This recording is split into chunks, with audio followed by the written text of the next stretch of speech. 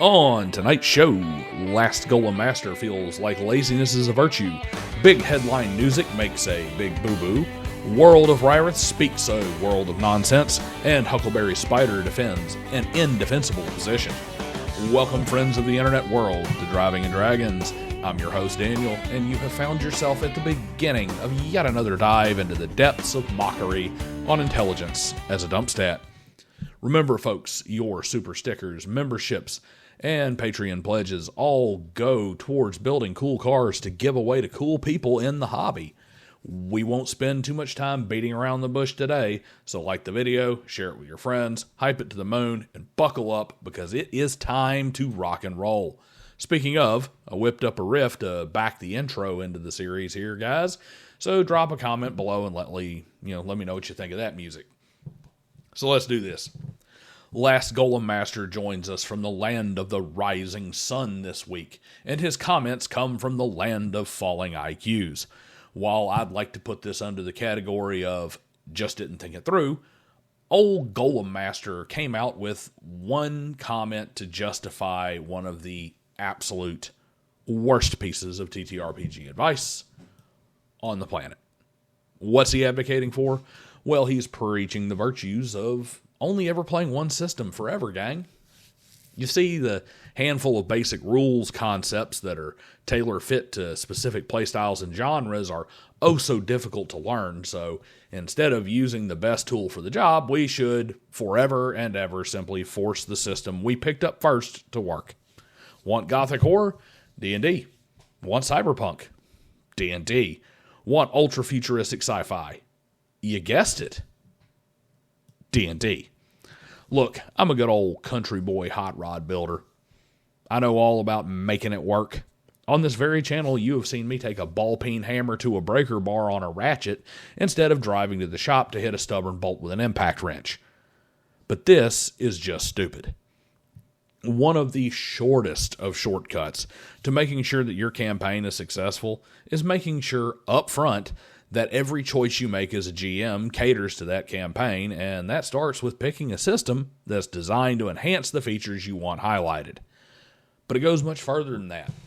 As a GM, and even as a player, knowing multiple systems is basically knowing multiple mindsets, and it will make everything you do in every other game better as well.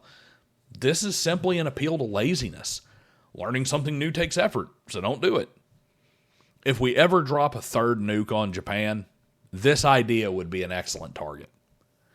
Over on the American side of the ocean, big headline Nusic was not to be outdone when newbie DM opined that 5e was a system ill-suited to the traditional dungeon crawl adventure. Old Nusic had to prove that while Japan may want to give us bad TTRPG takes, well, guess what? We got bad takes at home. You see, Nusic says that maybe it's just because newbie DM sucks and hasn't read the DMG like 99% of the community, or just doesn't know how to run the game. Or maybe he's just right, and the 5e superheroic system and the playstyle it is designed to cater to simply makes for suboptimal dungeon crawling. Maybe he did read the DMG. I'm pretty sure Nusic didn't, because if he had bothered to read the 5e DMG, he would also understand that 5e is uniquely bad for that style of play. Old school dungeon crawls are about managing limited resources and pushing the envelope to go just one level deeper and risk it for the biscuit before returning to town. This doesn't work in a system where limitless free action cantrips eliminate the need for torches, rations, environmental gear, and water skins. It doesn't work when low-level spells guarantee an 8-hour rest session restoring all abilities and hit points after every encounter. 5e is like Soviet propaganda D&D. In 5e, town comes to you. So yeah, newbie DM hit the nail on the head here. Just because you can hammer 5e into something that somewhat supports dungeon crawling doesn't somehow mean that you just need to get good when you recognize that it is the furthest thing from optimal. Maybe Nusic needs to read the script from a few minutes ago where Golem Master was spouting the same stupidity from a different angle before he comes out suggesting that people read the DMG. And you know what you need to read? CORVID Codex Volume 1. That's right. You've triggered my trap and stepped straight into the ad read for the book I published after several of your TTRPG social media friends wrote it for us. And you need to grab your copy either in the $5 ebook or the stunning $15 paperback today so you can read it before Volume 2 drops in July. It's 7 stories and 168 pages of pulpy goodness filled with stories that give you reason to think without telling you what or how to think. Why? Because we have deep themes and introspective stories with none of the irritating preachiness that pollutes entertainment media these days. So check it out in one of the links here or in the description below. So, who else said something painfully idiotic this week? How about World of Weirth? This guy had one of the most famous OSR overreactions that we commonly see on X. Someone mentioned that D&D is focused on telling a story as a group in a fantasy setting, and well, Weirth, he issued a cry for help. How so? You see, D&D is not about telling a story as a group. It's about penetrating the mythic darkness and subjugating the other. And loot. Don't forget loot. Yeah, this OSR trope needs to die a quick and even more quickly forgotten death. Listen here, J. Scott Garibay Jr. D&D is not about exploring the human condition or examining the myths that populate human existence. While it may have originated as an idea for a war game with a zoom lens attached, by the time White Box was published, it was about crafting a story as a group. The only debate is in how this story should be crafted. Is it an epic narrative with the players filling in the details, or is it a completely emergent experience driven by random rolls on tables and charts? We don't know. It's somewhere in the middle. It's however you like to play it. But either way, the goal is to live a story by telling it as a group. If you're looking for existential development and answers for the human condition in D&D, what you need to be looking for is a therapist and probably some pretty heavy medication. You are right about the loot, though. No matter how much the player loves the narrative, they're always looking to loot those bodies. So, have you ever seen that meme about everyone being wrong? You know the one.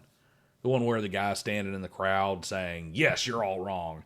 Usually it shows up with a caption like, "What opinion on such and such topic has you like this?" Well, friend of the channel and most recent guest on Driving the Conversation fell victim to this. What gaming opinion has him like that? Well, according to good old Huckleberry Spyder, the GM deciding when players roll is inherently a hostile decision. That's the opinion that has Huckleberry Spyder telling everyone else they're wrong. Maybe he misread it, and he thinks everyone else has that stupid idea, and he's telling them that they're wrong, because I'm sure that he isn't that dumb. Hell, he was on stream with me for like 2 hours and never said anything so stupid. So he couldn't really hold a bizarro world idea like that, could he? Because any halfway decent GM knows that the only time a roll should happen is when the GM calls for it. Players don't say, "A roll sneak." Players say, "I want to hide in the bushes and sneak past the guard." Then the GM determines if a roll is needed and what that roll should be. Hell, I may call for a sense motive or a human perception check instead. Why? Well, the guard knows you're there. He knew before you got there. And he's trying to play it off like he doesn't notice you. So your sneak doesn't need a roll because it's irrelevant. And you as a player don't even know that the guard's inattentiveness is an act. The GM operates on perfect knowledge. He knows the truth of the situation, and the players don't. Therefore, he is the only player at the table who knows what roles are needed and when. So start remembering that master is the second word in the title for a reason. Anyway, I gotta go find some BC headache powder before this next week of stupid starts all over again. Have a good day, folks.